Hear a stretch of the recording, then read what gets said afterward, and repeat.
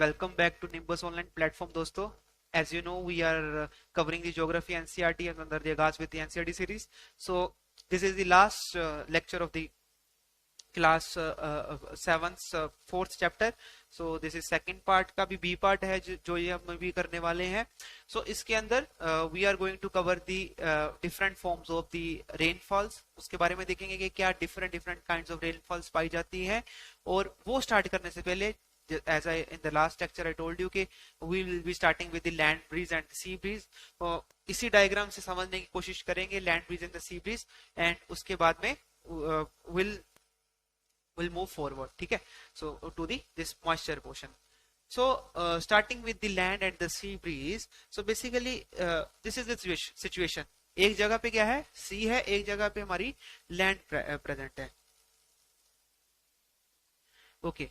जब दिन की बात करें, जो बहुत ही जल्दी कौन सी चीज हीट अप हो जाएगी, जो लैंड है वो सबसे पहले हीट अप होती है. जो लैंड, पहले तो करेक्टर समझते हैं लैंड एंड सी का और सी का. जो लैंड है वो हीट अप सबसे पहले होती है.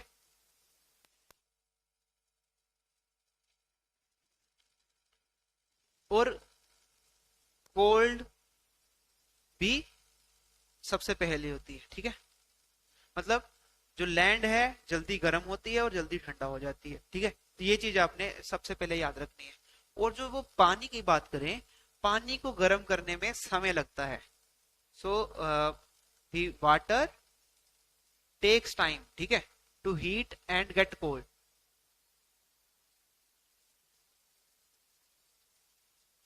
Water takes time to heat up and cool down.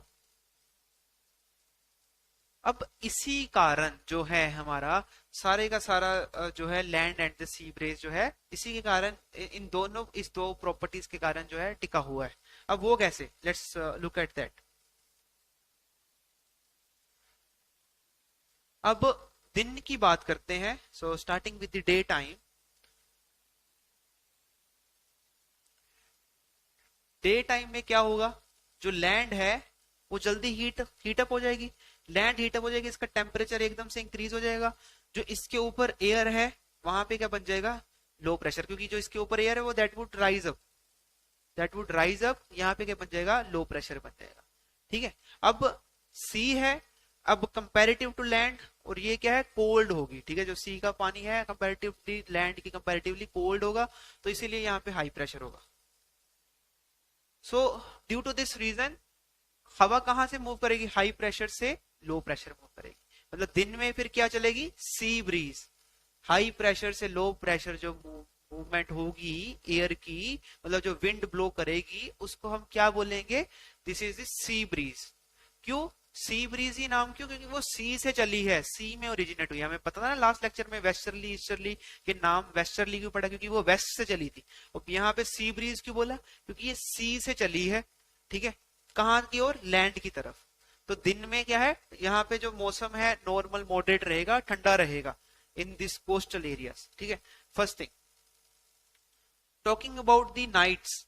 ठीक है. नाइट टाइम में क्या होगा, ये तो दिन की बात कर ली कि लैंड क्या होगी, लैंड में लो प्रेशर क्रिएट हो जाएगा, और जो सी में जो है हमारा हाई प्रेशर रहेगा रिलेटिवली, तो इससे लो प्रेशर से हाई प्रेशर से लो प्रेशर जो है विंड मूव करेगी. So this is the first thing we have talked about. Now second thing is night time की बात कर रहे हैं.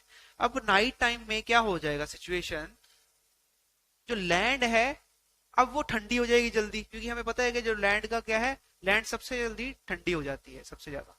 ठीक है. अब यहाँ पे जो लैंड जो जल्दी ठंडी हो रही है, ठीक है, यहाँ पे कूल डाउन हो जाएगी, और जो सी है वो गर्म होगा कंपैरेटिवली. जहां पे गर्म होगा वहां पे लो प्रेशर क्रिएट होगा. अब यहाँ पे क्या है, लो प्रेशर क्रिएट होगा. अब यहाँ पे क्या है, हाई प्रेशर क्रिएट होगा कंपैरेटिवली, रिलेटिवली अगर हम देखें दोनों को. ये रिलेटिव आपको ये समझना होगा, जब भी हम बात कर रहे हैं ज्योग्राफी में रिलेटिव टर्म्स में बात करते हैं. ठीक है. इसके रिलेटिव में अगर हम बात करें, यहाँ पे हाई प्रेशर होगा. ठीक है. क्यों, क्योंकि यहाँ पे गर्म है, हवा जो है यहाँ पे गर्म है, क्योंकि लैंड तो ठंडी हो गई रात को जल्दी.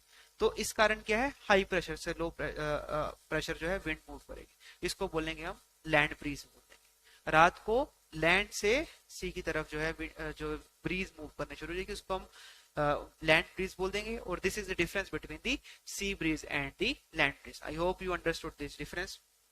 Okay, so we have covered the all aspects of the winds, ठीक है, in the last lecture. So now we'll starting with the another concept, that is the moisture. So moisture जो है आपको पता है कि हमारे जो एटमॉस्फेयर में वो काफी प्रेवलेंट है. जो वाटर वेपर्स है, चाहे वो वेजिटेशन से हो, चाहे वो सरफेस वाटर बॉडी से हो, चाहे वो ओशन से हो, इवेपोरेशन होती है. सिंपल आपको पता है कि किसी भी वाटर बॉडी की इवेपोरेशन होगी, इवेपोरेशन होके क्या बनेंगे ऊपर जो है ह्यूमिडिटी जो है वो क्या बेसिकली होता क्या है.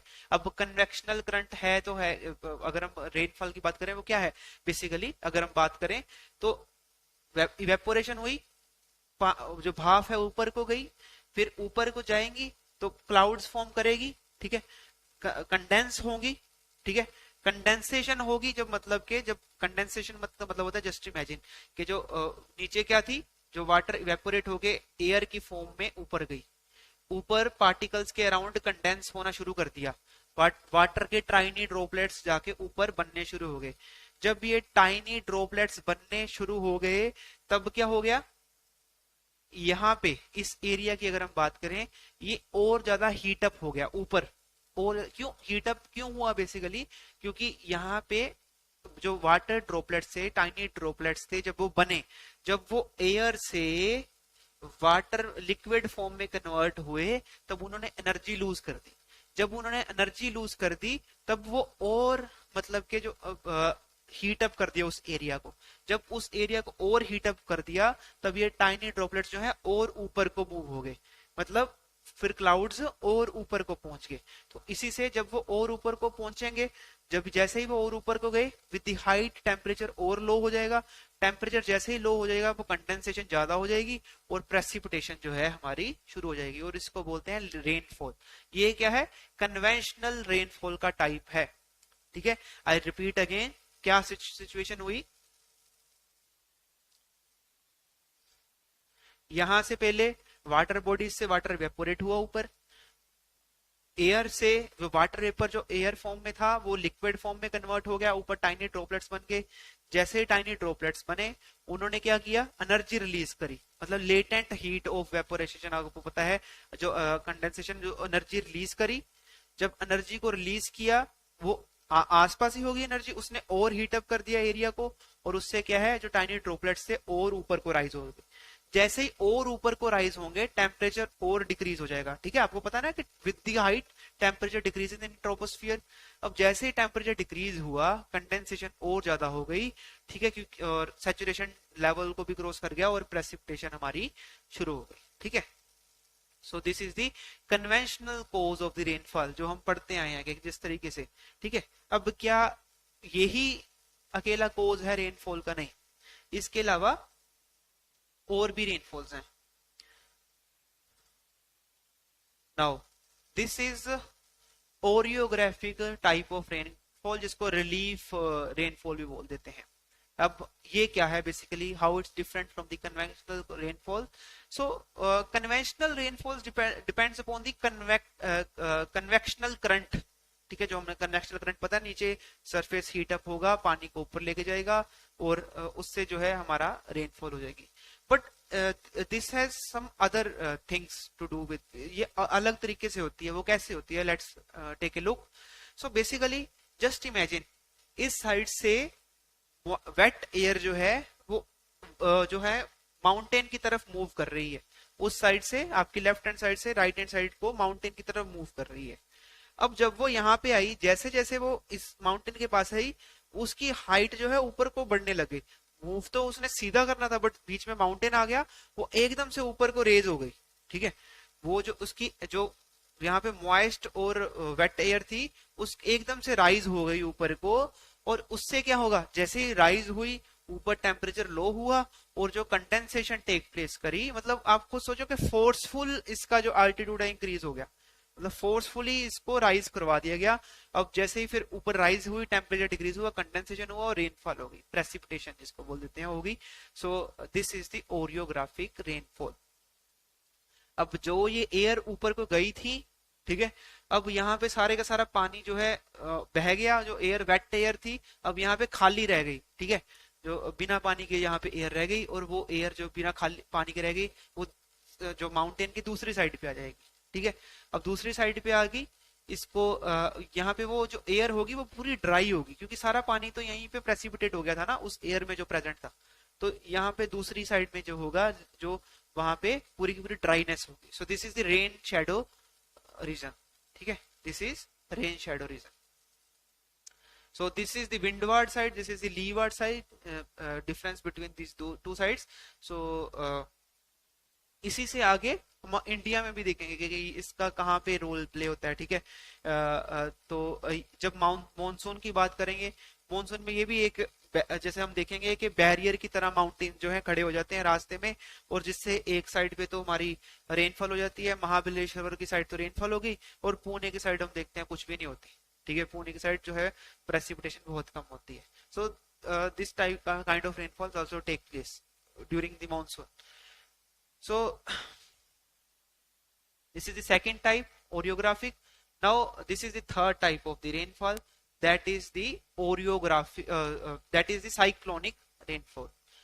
What is the cyclonic rainfall? Take a look at this. इसको frontal rainfall भी बोलते हैं।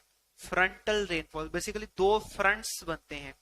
ठीक है, बस यहाँ पे चैप्टर में यही बताया हुआ है कि इस तरीके की रेनफॉल भी होती है, बट वी विल डिस्कस कि किस तरीके से क्या होता है। सो साइक्लोनिक रेनफॉल क्या होते हैं, पहले तो साइक्लोनिक रेनफॉल जानने से पहले हमें साइक्लोन पता होना चाहिए कि क्या होता है। ठीक है, that will do it in detail in the higher classes, but आपको अभी मैं जस्ट बताने वाला हूँ साइक्लोन होते क्या है। सो बेसिकली साइक्लोन दो तरीके के होते हैं। ठीक है, एक टेम्परेट रीजन के साइक्लोन होते हैं।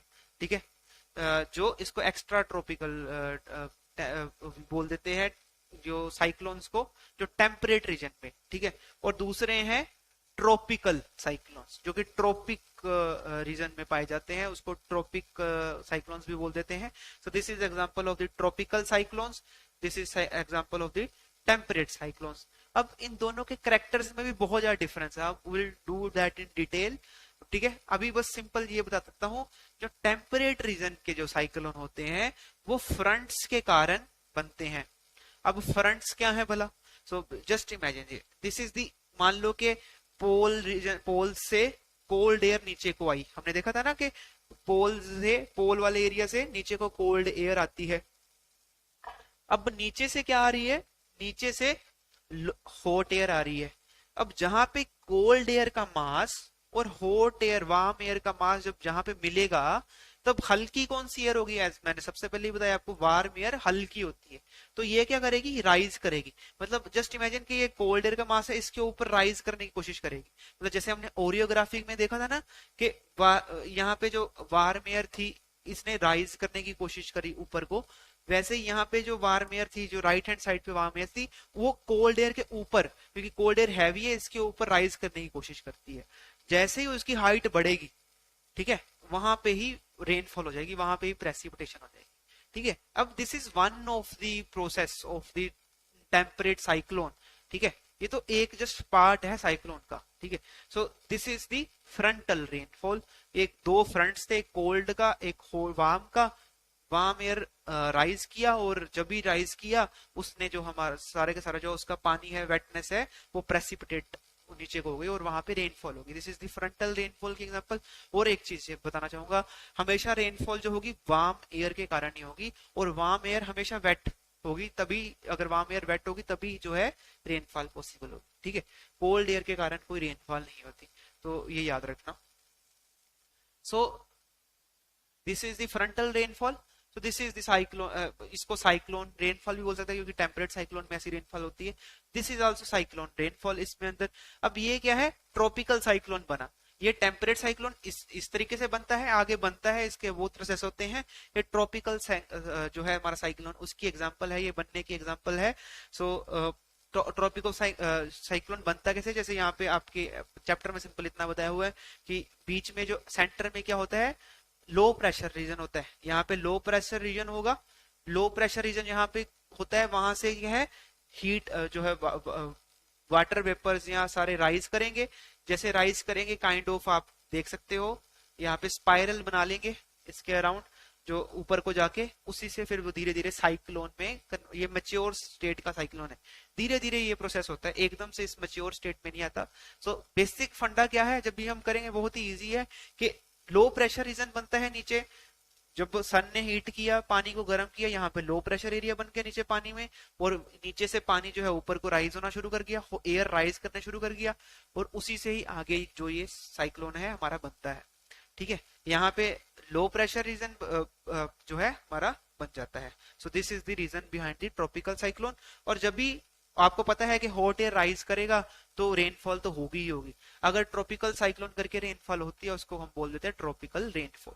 So this was about the rainfall वाला टॉपिक। हमने देखा कि मॉइस्चर, और इसके अलावा भी जो प्रेसिपिटेशन क्या होता है बेसिकली, कि मॉइस्चर कंटेंट ऊपर गया और ऊपर से नीचे गिर गया है, ठीक है, आके नीचे प्रेसिपिटेट कर गया in the form of rainfall, or it may be in the form of snowfall also, it may be in the form of slits also। तो different types of precipitation होती है, और वो क्या क्यों different है, क्यों snowflakes एक में बन गए एक में नहीं बने, that is in the higher classes we will be doing that। So this was about the rainfalls। I hope you understand these different types of rainfalls। So with this we have covered the fourth chapter of this NCERT। I hope you enjoyed doing this with, I hope you learned the content। So thank you for watching।